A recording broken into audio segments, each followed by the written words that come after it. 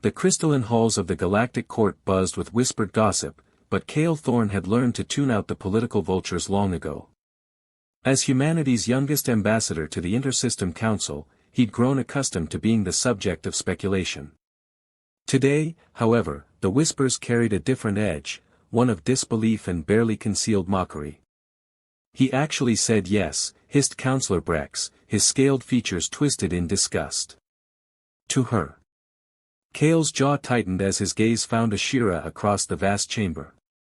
She stood alone near the viewing panels, her pale purple skin almost luminescent against the star-filled void beyond.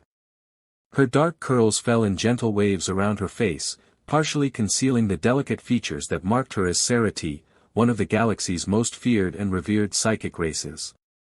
Or rather, she should have been revered. Instead, she was an outcast. The gene-fractured one, another voice sneered. No psionic signature at all. Might as well be a common servant. Ashira's shoulders tensed slightly, and Cale knew she could hear every word. The Sarati might have cast her out for lacking their prized telepathic abilities, but her hearing was as sharp as any of her kind.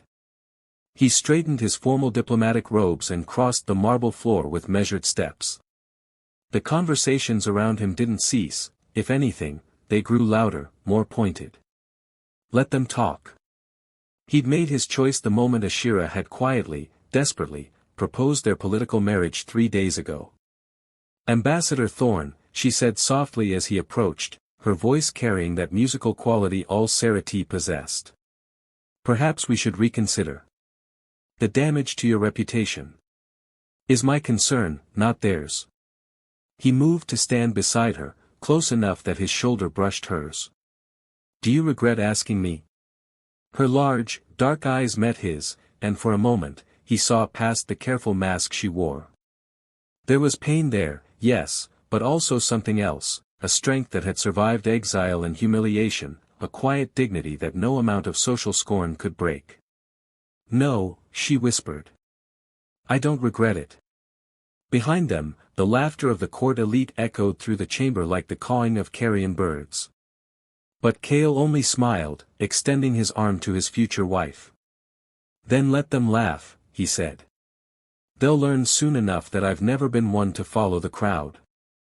As they walked together toward the council chambers, neither noticed the way Ashira's reflection seemed to flicker in the polished floor, just for an instant, like something ancient stirring in the depths of still water. The private gardens of the diplomatic quarter offered sanctuary from the court's piercing stares.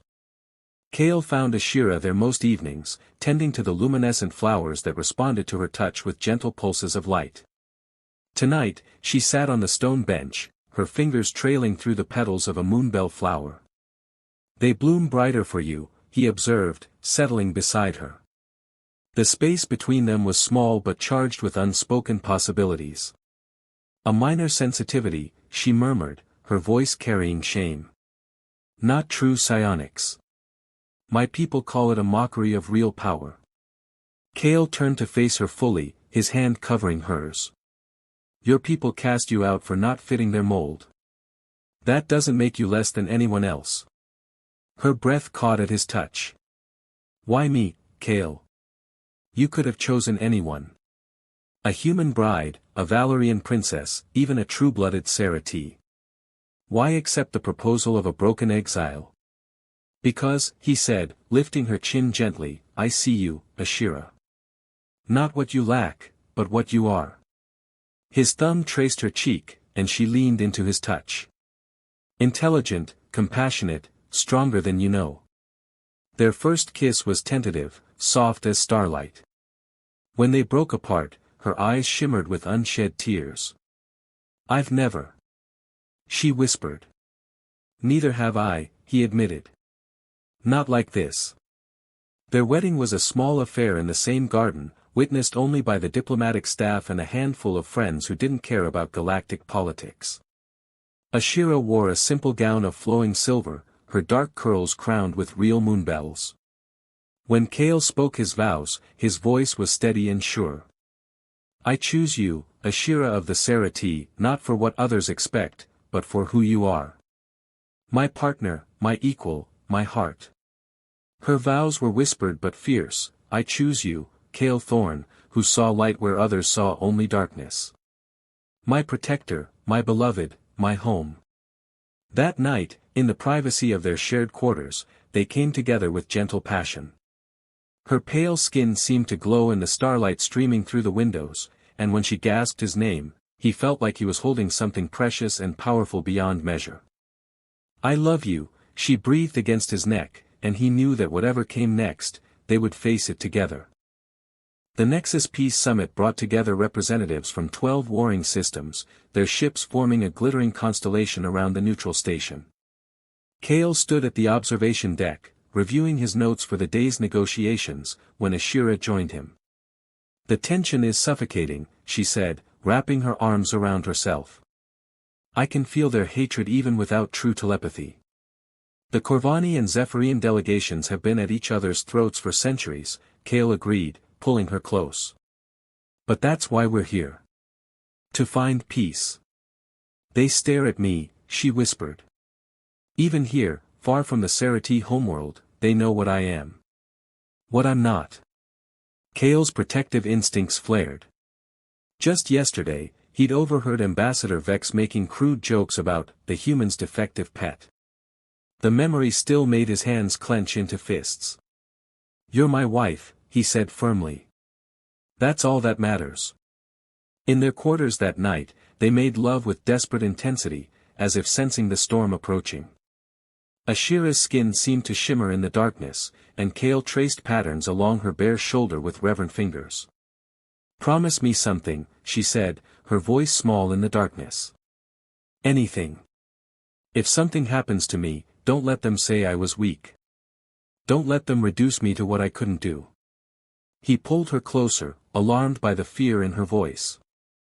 Nothing will happen to you. I won't let it. But even as he spoke the words, he noticed the way the lights in their room flickered whenever her emotions spiked. The way small objects sometimes moved when she wasn't looking. The way her reflection in the mirror seemed to lag behind her movements, as if something vast and ancient was stirring just beneath the surface. The next morning brought disturbing news. Intelligence reports suggested extremist factions on both sides were planning to disrupt the summit. Security was doubled, but Kale felt a chill of premonition. Stay close to me today, he told Ashira as they prepared for the formal sessions. She nodded, but her dark eyes held a strange light, not fear, but something else. Something that made him think of deep oceans and sleeping giants. I will, she promised. But Kale, if something does happen, trust me. No matter what you see, trust me. The warning bells should have been deafening, but all he could focus on was the way her hand trembled as she reached for his. The main conference hall buzzed with diplomatic tension as the 12 system representatives took their seats. Kale sat at the human delegation table, Ashira beside him, her presence both comforting and somehow electric. The air itself seemed to hum with anticipation. The Corvani delegation will now present their territorial proposals, announced the summit moderator. That's when everything went wrong. The first explosion came from the ventilation system, a deafening roar that shook the reinforced walls. Emergency lights bathed the hall in crimson as armored figures rappelled from the ceiling, weapons blazing. Panic erupted as delegates dove for cover. Ashira! Kale shouted, reaching for her as a second blast rocked the station. She was already moving, her reflexes faster than any human's, pulling him behind an overturned table. Stay down, she commanded, her voice carrying an authority he'd never heard before. A masked assassin rounded their cover, weapon raised and aimed directly at Kale's head. Time seemed to slow. The assassin's finger tightened on the trigger. Kale saw his own death in that moment, quick, brutal, final. Then Ashira stood. The change was instantaneous and terrifying. Her pale purple skin began to glow with an inner light, her dark eyes blazing like twin stars. The air around her shimmered with barely contained power, and when she spoke, her voice carried the weight of ancient authority. Enough. The word hit the assassin like a physical blow, sending him flying backward into the wall. His weapon dissolved in his hands, the metal simply ceasing to exist. Around the hall, other attackers froze mid-motion, their bodies locked in place by an invisible force. The protective barriers around the diplomatic seats, military-grade energy shields designed to withstand plasma cannons, cracked like glass. The assassins' remaining weapons began to melt, their components breaking down at the molecular level. Ashira raised her hand, and the station's gravity shifted. The attackers rose into the air, helpless, their eyes wide with terror as they faced a power they couldn't comprehend. "You chose the wrong target," she said, her voice carrying across the silent hall.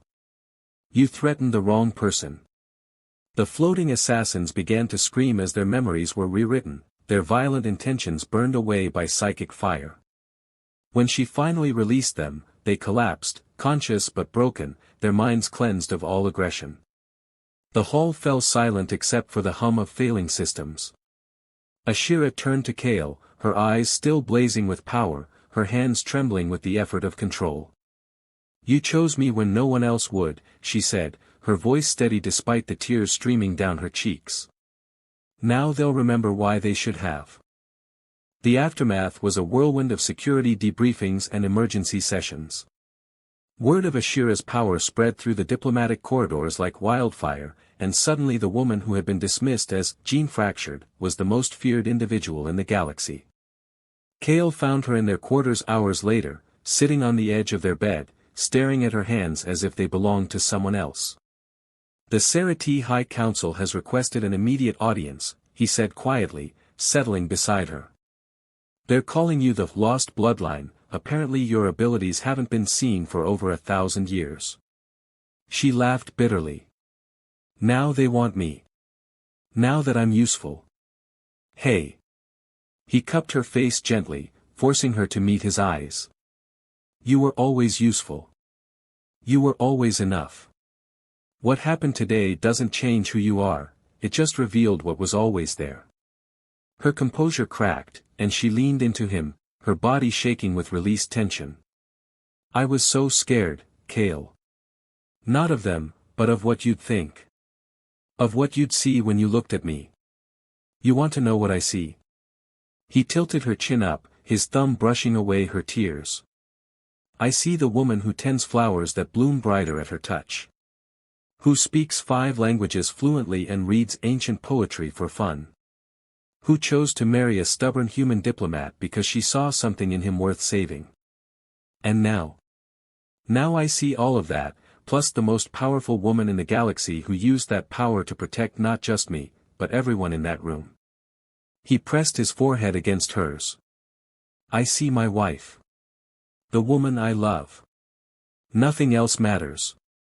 They made love that night with a passion born of survival and deep, abiding love.